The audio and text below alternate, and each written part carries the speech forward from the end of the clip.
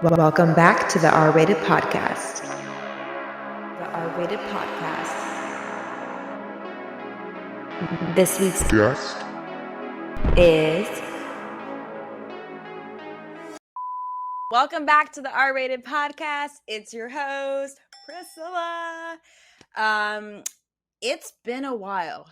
And when I mean a while, I mean since I've been here by myself, giving you guys a scoop about what has been going on in my life. And when I say life, I mean film industry life. I'm not here to tell you about my personal problems or anything like that. So don't worry, we're not going to talk about that.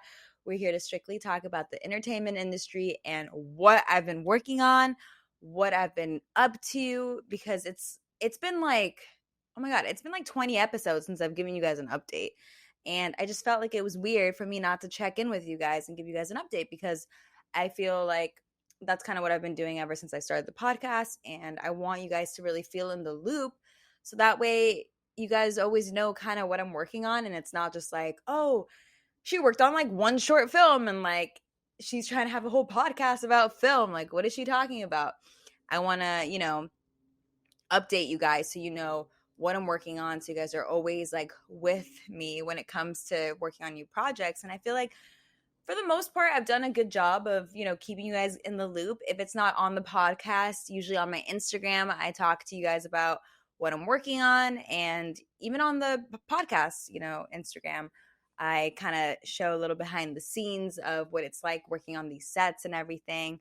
But I really just want to get down to business and give you guys the latest scoop. And you might think you have it all figured out, like, oh, you know what I'm working on and like all of this and that. Well, you might have an idea, because if you have been listening to the podcast since the beginning, you probably have an idea of what direction I'm going into. But I have major news. So I am no longer working at the testing company that I used to work for before.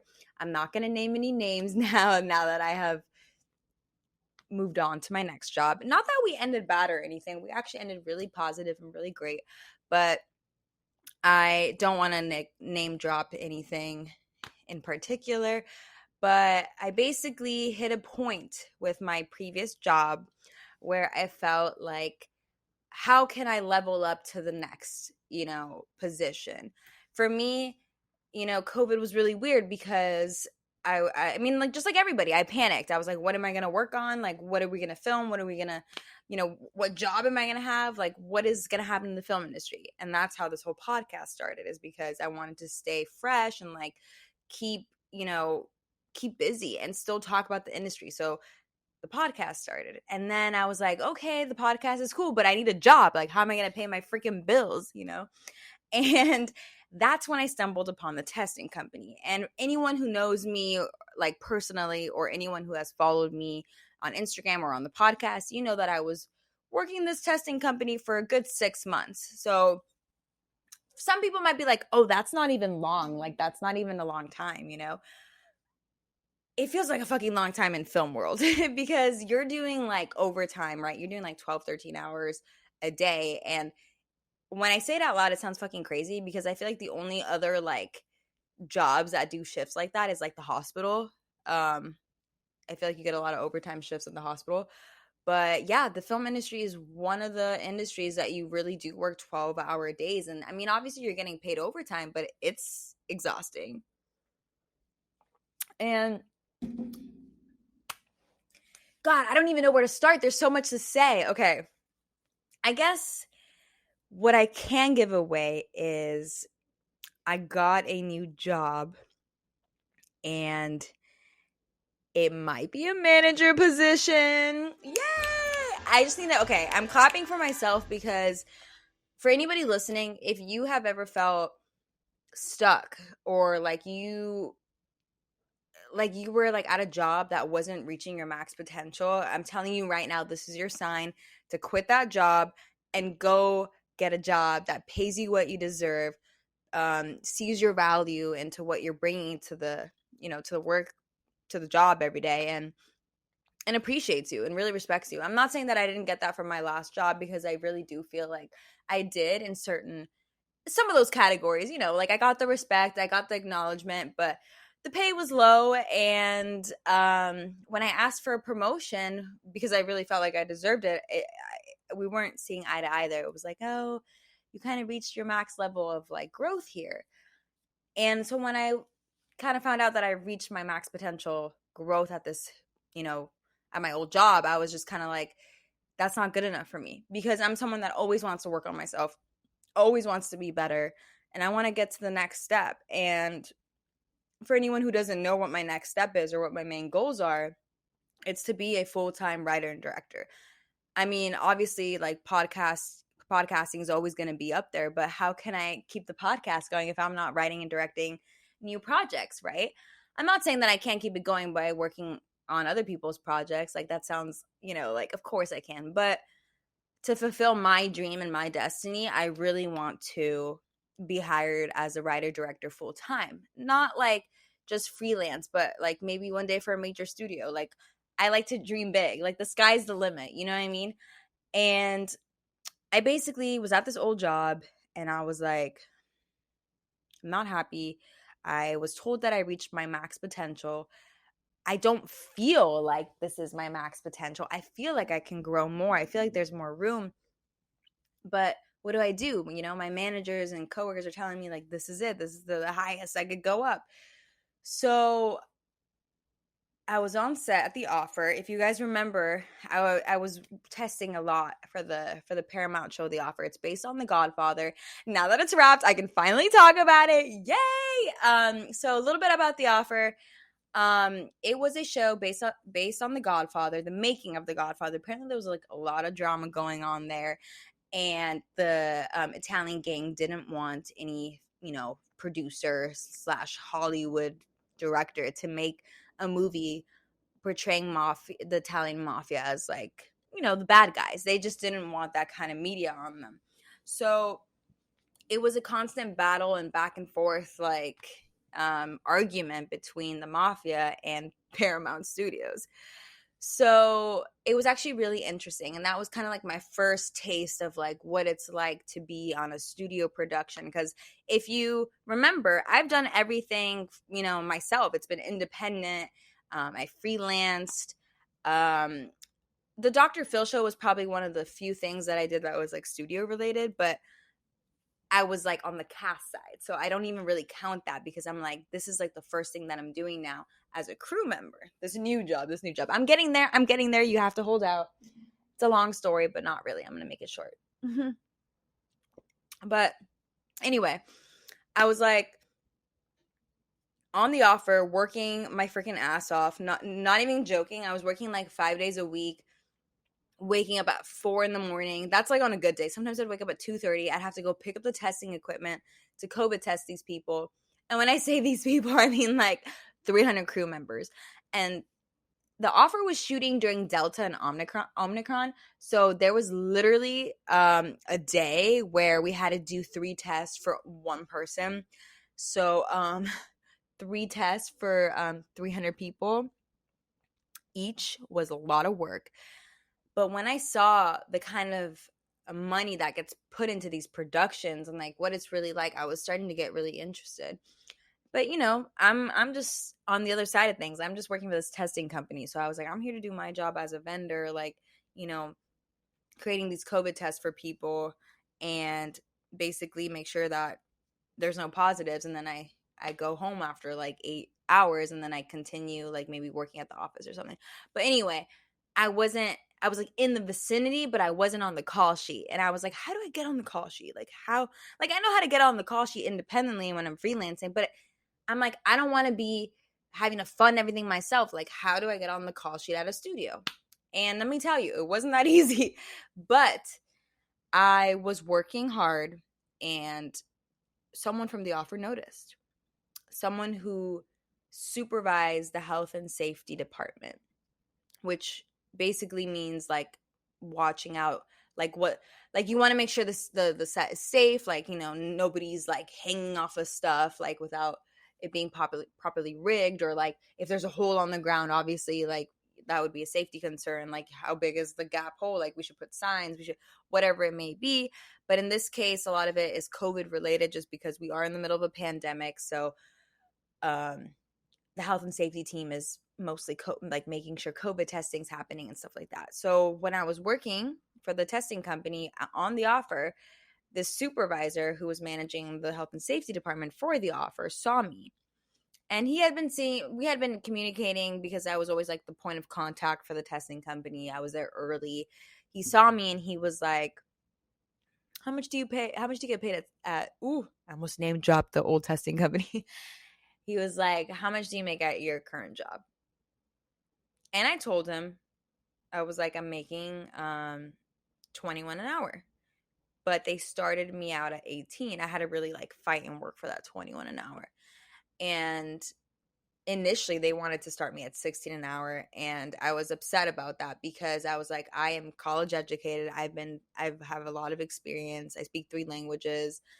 I'm a very hard worker. When you just give me the job and you'll see. And I proved myself. Like, literally all my managers and stuff were like, wow, like the sets keep asking about you, you know? And it's not like because I was like kissing ass. It's because I came to do the fucking work. And I was like, I'm like, this is my job. I take it seriously. I'm not gonna like make us look bad. When there's ever a situation where maybe something got lost or something went wrong, I was trying to problem solve that, you know, really quickly. Because at the end of the day, like, it's a team job. And if your team looks bad, you look bad. So I was like, yeah, I'm making 21 an hour. And he was like, you should try and switch over to the company that I work for. Like, almost like poaching me in a sense. And I was just like, huh. Just because the reason why I made that face and the reason why I was like, ha, good joke, funny, is just because in Hollywood, you can't always trust people. I mean, first of all, you can't really always trust everybody, right? In the first place. Like, I feel like that's like life 101. If you trust everybody, or maybe it's just me, maybe I've had some untrustworthy people around me. But Hollywood is very like fabricated and kind of like everyone's famous in a sense. And I don't mean that in like a mean way, but everyone really does think they're an actor. Everyone thinks they're a celebrity.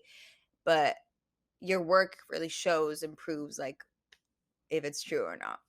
And I just kind of thought like this guy was approaching me to just like hit on me or something, because unfortunately that happens on sets too, where like people who are higher up or have certain power, they want to get the PAs or like the people like desperate to start out in the industry or have been like waiting for their moment or their shot. So it's kind of like a good easy way for the pervs to come out and poach these young PAs and stuff. It's not funny, but I'm like, honestly, this is real talk. Like, I don't want to hold back on like what it's really like, because you're really like, what's the point of me sitting here and feeding you bullshit? Like, that's just not who I am as a person. And I honestly, like, this podcast is supposed to be about being real, being authentic of what it's really like in the film industry. And this is what it's really like. This is what you're going to have to deal with.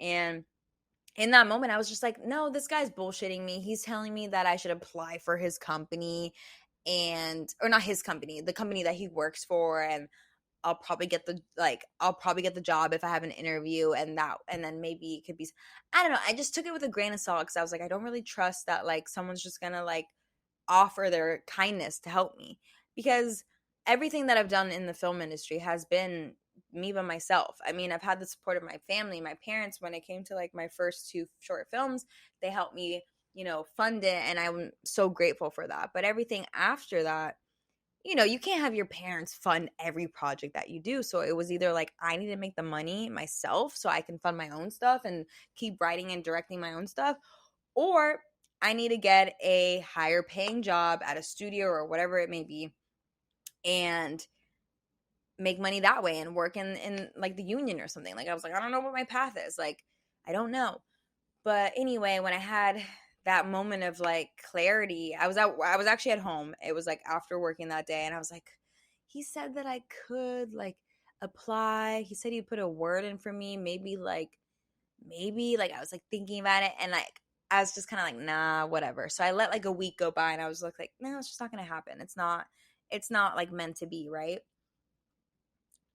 But then I had that talk with my current job and I was like trying to like, you know, move up to the next thing, they basically shut it down. They're like, you can't, you already reached your max potential.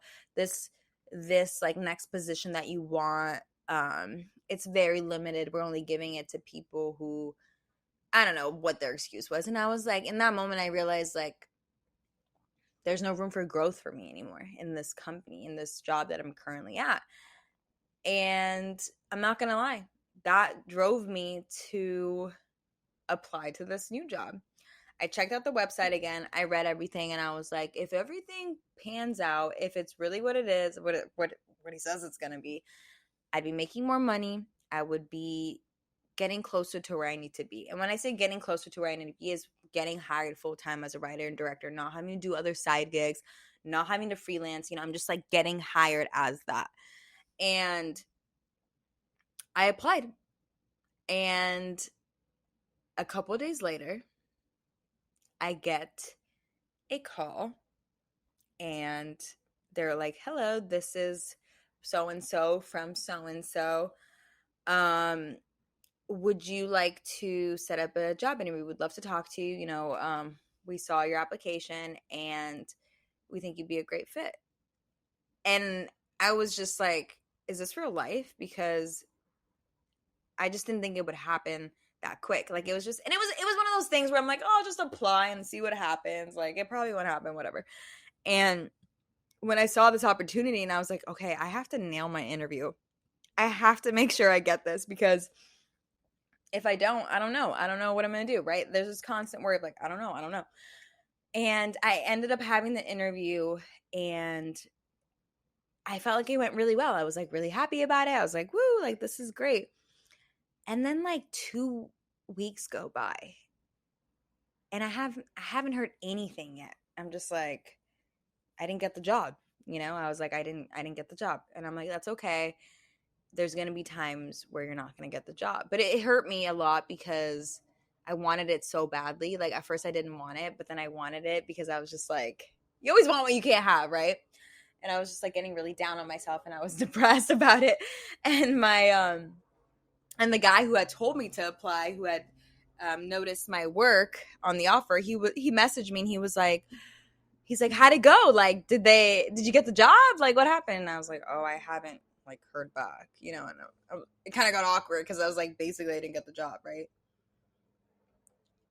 And then 3 days later, I get an email and it says, Priscilla, we would love to have you if you would still want to be a part of this team. Sorry it took so long to get back to you. We were like, you know, evaluating all their candidates or whatever.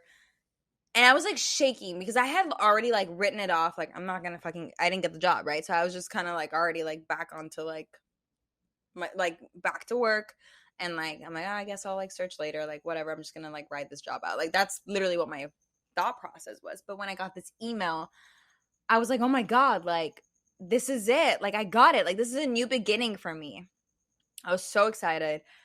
I ended up putting my 2 weeks in at my old job. But check this out. As soon as I put in my 2 weeks, they were like, oh, we were going to give you that promotion, that job, that position you wanted. And then they were just like basically trying to say whatever they could say to keep me. And again, I was in a pickle. I was like, what do I do? Like, do I stay with the company that I've been working for 6 months, who knows my work ethic and they've acknowledged my work ethic, but it was kind of like a fight to get this like promotion, and the only reason why they're giving it to me is because I got a new job and I'm about to put in my 2 weeks. Like, it didn't feel great, you know what I mean? Or do I go with this new job that I have no idea how to do? It's a new beginning, but it pays more and it's a higher position. Some people might be like, oh, come on, that's not even a fucking comparison. Like, come on. But honestly, like, when you get comfortable in something, it is hard to like start over. You know, it's like when you like are in high school and you're like used to your friends, and then your parents are like, we're moving. And then you're like, no. And you don't want to go to a different high school because you already made your friends and you want to like, you know, move. Speaking from experience. But yeah, so basically I was just like very like, oh, I'm comfortable here. I don't know. But again, I was just like, no, like you wanted this interview. You worked for this. Like, take it. So I put in my 2 weeks. I was scared shitless. I was like, I might have just made the biggest mistake of my life. But life's about taking chances and risks. So I was like, I'm just gonna go for it. I take the job. Did not expect to do all these hours of training. I'm not trying to complain about it because like everything turned out to be so much better than I like could have hoped and could have wished. But I didn't know that yet, right? So I'm just like doing this like training. So let me explain like what my job is. Basically, I work for this company called Vigilant. They're health and safety vendors. Vendor, sorry, not vendors. They're a health and safety vendor, and they work with all the major studios. Their main clients are Paramount, Amazon Prime, Netflix, Apple TV, Disney, pretty much all the major studios, like the big five. And um they were like, when you are hired as a manager, you basically manage the health and safety department for that production. You get hired by the studio to run their health and safety department. And since we have COVID, that's pretty much like the main priority. So I had a pretty good idea of how to manage this department just because I had experience from the previous job with COVID testing and all of that. Not saying that I knew all the ins and outs of the job, but it helped me. It was kind of like a little cheat code. I was like, I do have insight on this. So suddenly the worry of like not knowing how to fit in this new job was like slowly going away, right? And then they're like, oh, by the way, you have to do all this training. I had to get like my OSHA 10-hour training. I had to get CPR certified, AED certified. I ended up doing a lot of quizzes, like John Hopkins COVID quizzes, like anything COVID related. I had to study, and like it was like back in college when you have to like fucking study for a test. I had to take a freaking, I think it was like 100 like questions, and I had to pass with at least a B. And if not, you had like one more chance to take it, and then you just don't pass. And I was like, oh my God, I'm not gonna get the job if I don't pass this test. And I'm not a good test taker, so I was like super nervous. But I ended up studying my ass off. I did the work. I, trained. And next thing you know, I got the job. So I'm like, okay, I understand how training's going to go. I have an idea of how this like home managing stuff's going to go. But the problem after that was the guy who had recommended me for this new job, he was like taking a break because the offer was so intensive and so tiring. It was literally, imagine like having to watch over 300 people dealing with COVID, getting positive cases, the show shutting down twice, your main actor getting COVID, shutting down again. So it was like, he was so exhausted. He's like, I'm taking a freaking break. So I was just like, okay. And then he's like, I'm not going to return. The next show that I'm doing is going to be starting beginning of May. And we're like in April, right? So I'm just like, oh, I'm going to go a whole month without work. I panicked. I did.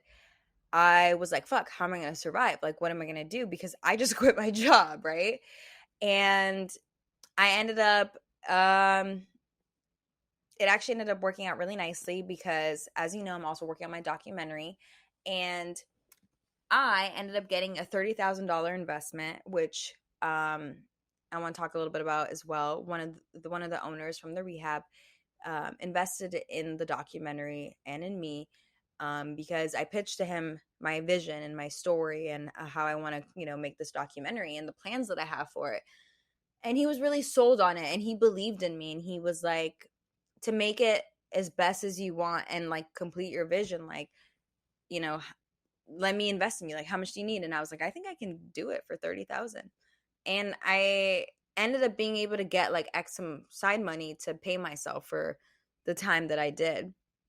And so I was able to like survive the month of April because of the documentary money, like a small cut that I had made. Like, I mean, it wasn't much, but it was enough to just like survive, right? I mean, obviously I wasn't going out and like able to travel and do all that because I didn't have the money for it.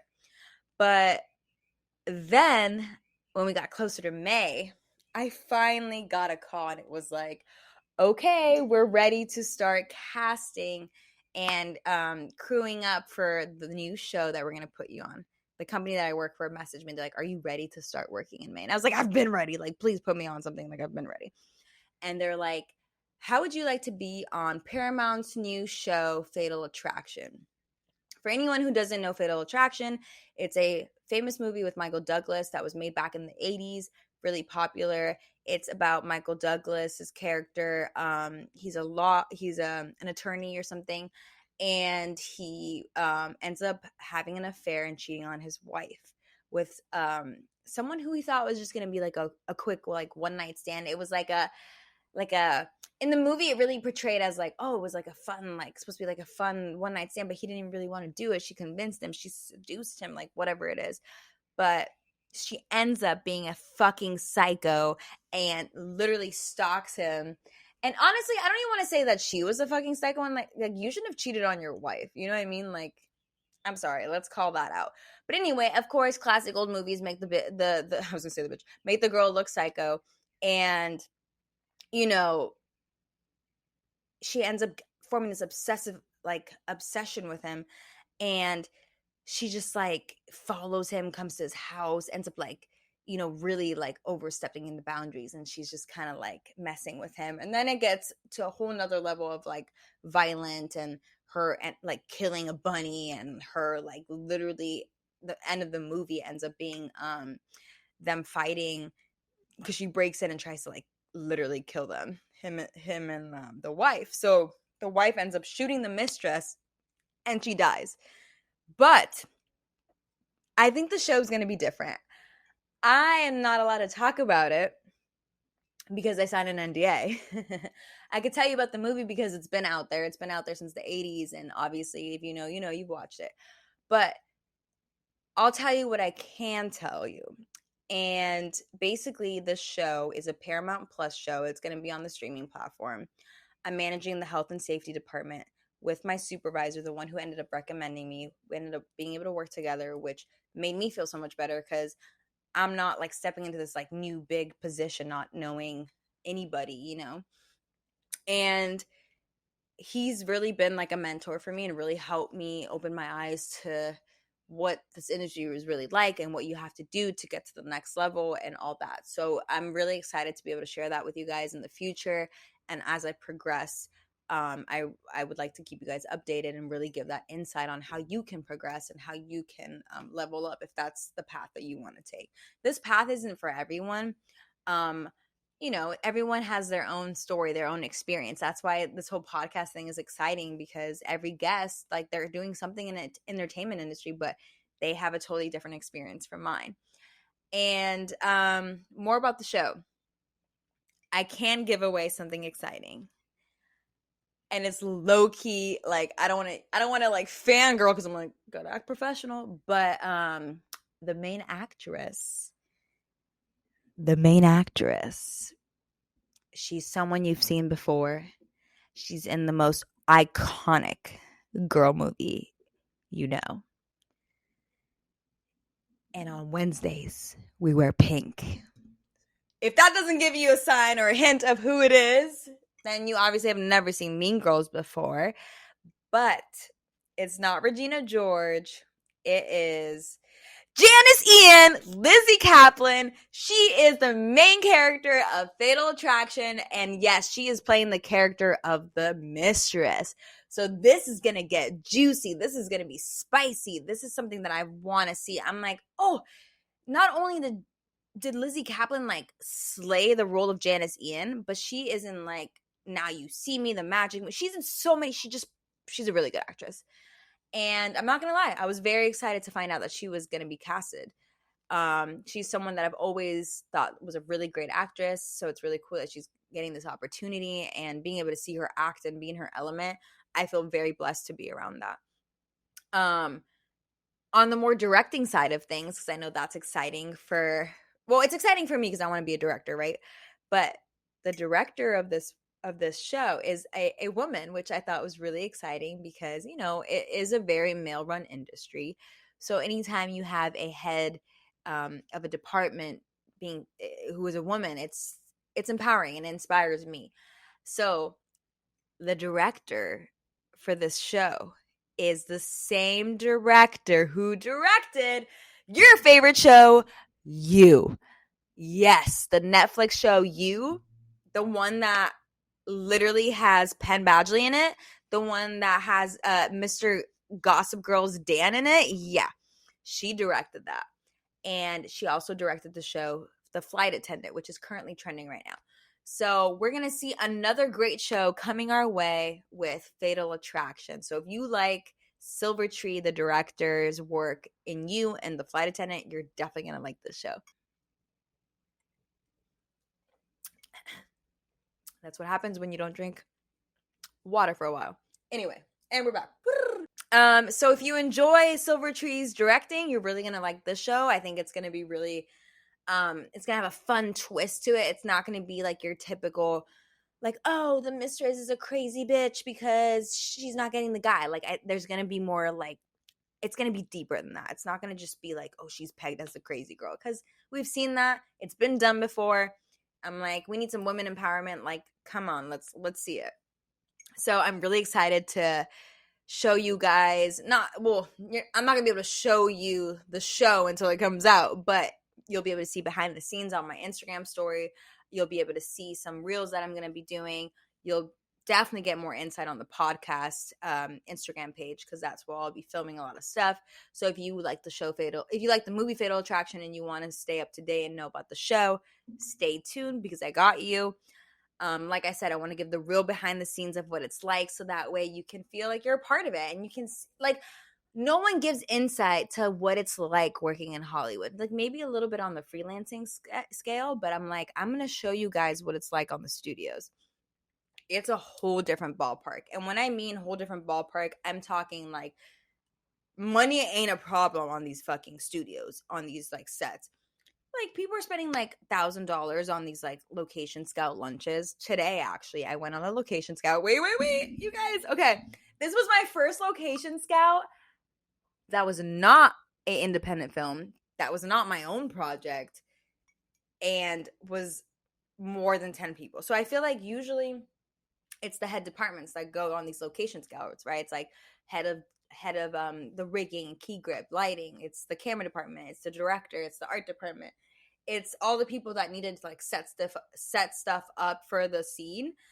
They go on the location scout to make sure that they can set up their stuff. It's like accessible. How are they going to do it? You're not planning it the day of the shoot. You're planning it ahead of time, because the day of the shoot, you're just going boom, boom, boom, and you're shooting. You're not figuring shit out. It should have already been figured out. So all the location scouts that I've been to have been very like 5 people max, maybe 10. It's been like super low key. This one, 35 people. Everyone's like head department, or like, second to like assisting to the head department, or whatever the situation is, or key grip, or whatever the key of that department. Sorry. And when I say we were all literally like in a fucking van, like a school, but it felt like a field trip. I literally felt like I was on a field trip this whole day today. But this field trip consists of like 35 people who are seasoned industry people, so it was really interesting to get insight on how it works. I'm used to like going to like 3 locations max in one day. We went to like 9 locations, and we got a whole hour lunch. Lunch was paid for. All that was covered. Not gonna lie, we hit some overtime. So we started at our bus took off at 8 a.m. I got there at 7:30. I didn't get back until 7:30. So, that's a 12-hour day just scouting. We haven't even started shooting yet. Imagine what we're gonna be doing when we shoot. Everyone's like, get ready for that overtime money. Like, you're gonna be working like 13-hour plus days. So say goodbye to my social life is what I'm trying to say. I'm very grateful for this new job, because I never knew if I wanted to be like part of the union or work at a studio, and now I'm seeing more like the perks and the benefits, and now I'm finding like what my calling is. I still don't know if I want to commit myself to the studios 100%, but I'm going to write out this project, and see where that takes me. We start shooting July 18th, so literally in like less than 2 weeks, we're going to start shooting. I'm managing the whole department. That's like 250 people. We're shooting all the way until November, and then editing starts. And by March of next year, you're going to have a brand new show on Paramount that I had the pleasure of working on. I would really appreciate you guys watching the show. But I mean, I'll remind you guys, but I would appreciate if you guys checked out the show because that would be supporting me as well. But don't worry, this doesn't mean that I'm not gonna like podcast anymore. I'm still gonna like plan ahead to pre-record these episodes so that you guys are in the loop of things. I'm gonna keep having more guests. Like, this is just the beginning, guys. But I felt like I wanted to give you guys some insight because I kind of went MIA on like my personal life and like what I'm doing in the film industry and stuff. And I really feel like things are finally, like, I'm finally understanding this industry. You know what I mean? I'm working this Paramount show, this Fatal Attraction show. I'm doing my documentary. It's my first feature film, feature project. It's in the editing room right now as we speak. So hopefully by the end of August that will be done, and the next step will be getting it on a streaming platform. I don't know how hard that's going to be. It's not going to be easy because if it was easy, everybody would do it. But I don't like easy. I like the challenge because to me, it feels way more rewarding knowing that I worked my fucking ass off to get there. And this episode is really to just show you, like, if you're worried or scared or, you know, are like, I don't know if I should take this risk, do it. Take that risk. Because if I didn't take risks, none of these opportunities would have happened. I was like in my head for so long because of what happened to me before COVID, losing my cousin, and I went into a major depression and grief. So I had just really lost myself as a person. I wasn't driven anymore. And I decided I didn't want that for myself anymore because I feel like that's not what my cousin would have wanted for me, you know? And I am someone that is ambitious and I have ideas and I'm creative. So I was like, what am I doing? I'm like rotting away in this room by like being sad and not going after what I want. And once I decided like I am going to go after what I want, I'm going to work hard and see where it takes me, doors have been opening. So I really want to end this podcast episode on a positive note and inspirational note. Like, you can do it. The sky's the limit. And if you do get rejected, it's okay. I got rejected too. You're going to get rejected, especially in the entertainment industry. You're going to get rejected. In fact, you're going to get rejected more than once, probably like 20 times. But it only takes one person to see your value, your worth, your ambition, like your hard work. One person that can change your life. I know it sounds very dramatic and like, no, but I'm serious. One person. But anyway, guys, I think this is going to conclude the episode. I just wanted to give you guys a quick little rundown. We're going to have more guests coming. We're going to have more guests, more episodes, many more things. And if you guys have any questions about anything entertainment related, please message me. If you want to come on the podcast, please message me. I would love to have you on the podcast. Always looking for new creative filmmakers. You don't even have to be filmmakers, even just anything in the entertainment industry. If you're in that, come on the podcast. Let's talk. Be the voice that you want to hear on the podcast. You know what I mean? Like, that's all I can say. But anyway, I hope that you guys enjoyed this little follow-up episode. I wish I could give you guys more tea on the show. I don't want to get sued because I'm not allowed to speak. I did sign an NDA. But what I did tell you was kind of like the most I can say. But if you also just hint and Google search the show, you could find out more stuff. But yeah. Anyway, thank you guys so much for joining me this week. And I cannot wait to talk to you guys again next week. I hope you guys have a fabulous week. Bye, guys.